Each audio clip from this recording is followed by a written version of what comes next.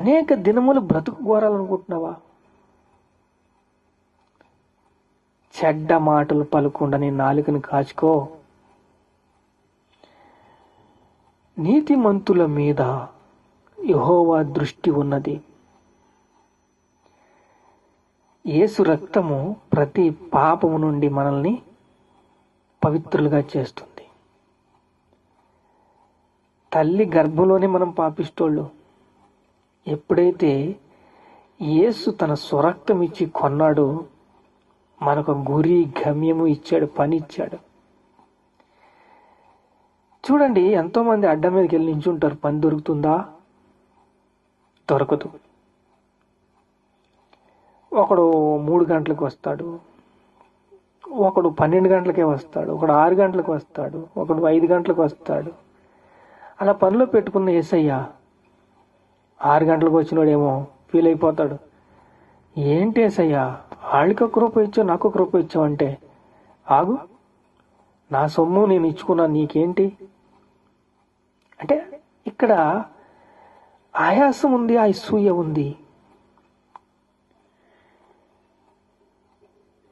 కీడు చెయ్యుట మాని మేలు చెయ్యొచ్చు, సమాధానమును వెదికి వెంటాడము.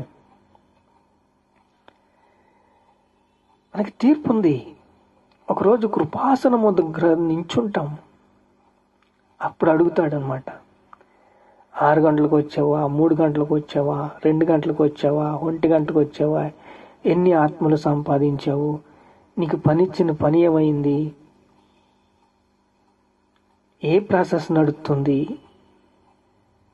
నీకు ఇన్నంత మందిని ఇంత శక్తినిచ్చాను.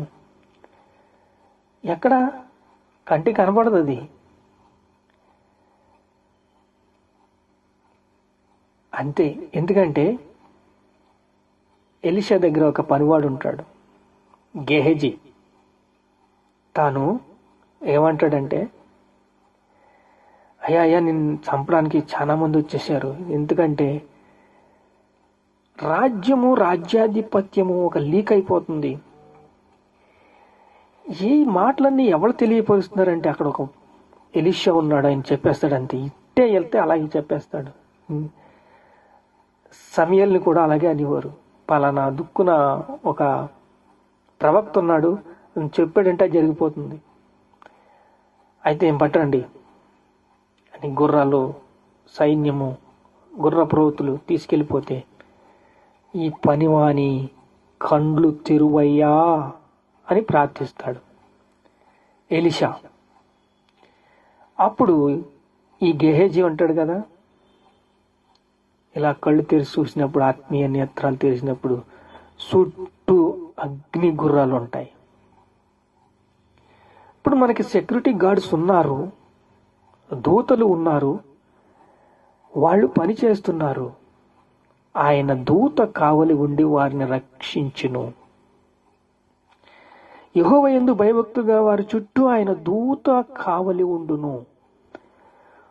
ఒక దూత 1,85,000 మందిని హతం చేసి ఒక రక్తపు చుక్క కూడా చూడలేదు. స్మాష్. యుద్ధం అలా ఉంటుంది. మేము పోరాడుచున్నది ఆకాశ దురాత్మ సమూహులతోనూ, ఈ లోకనాథునితోనూ, ప్రధానులతోనూ, అధికారులతోనూ యుద్ధం మొదలుపెట్టినప్పుడు మా ఆయుధములు శరీర సంబంధమైనవి కావు,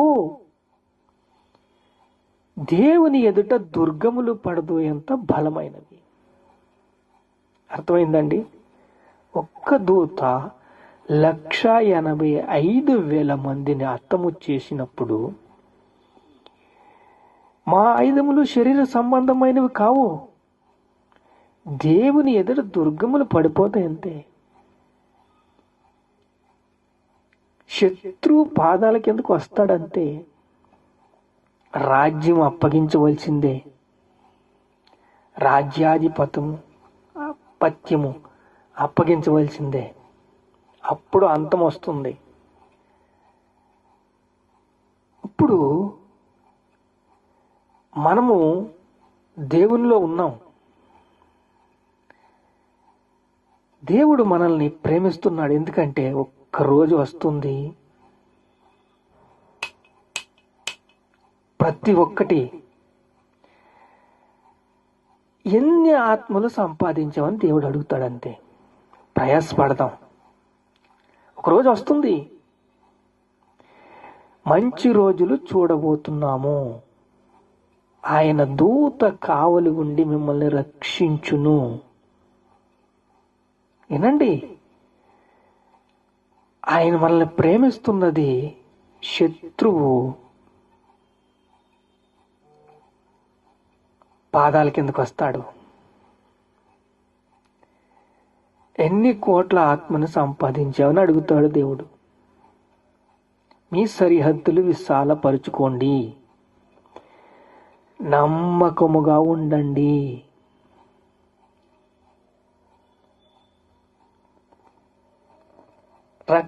నాకు రక్షణ కావాలని కొట్లాడతారు. ఎందుకంటే వాక్యానికి అంత శక్తి ఉంది, రక్షణకు అంత డిమాండ్ ఉంది.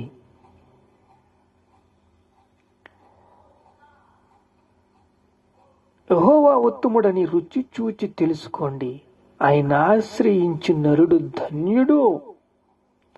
ఆశ్రయిస్తారు, పరిగెట్టుకుని వస్తారంతే. వాక్యం కావాలి, మాకు వాక్యం కావాలి. ఎరికో గోడలు కూలిపోనియండి, ఎర్ర సముద్రం 2 పాయలుగా అయిపోయిందండి. ఇలాంటి అద్భుతాలు చూస్తారు. ఎందుకంటే యేసు రక్తం సకల పాపముల నుండి మిమ్మల్ని పవిత్రులుగా చేస్తుంది. ప్రార్థన చేసుకుందాం. మహాపరిశుద్ధుడైన తండ్రి, కీడు చెయ్యుట మాని మేలు చెయ్యచ్చు సమాధానమును వెదికి దానిని వెంటాడుము. యెహోవా దృష్టి నీతిమంతుల మీద ఉన్నది, ఆయన చెవులు వారి మొరలను ఒగ్గి ఉన్నది. దుష్క్రియలు చేయు వారిని జ్ఞాపకము చేసుకొనుమును. తండ్రి, కృపిచ్చవయ్యా. ఇక స్తోత్రాలు. ఘనత, మహిమ, ప్రభావాలు మీకే చెల్లిస్తున్నాము తండ్రి. ఆమేన్.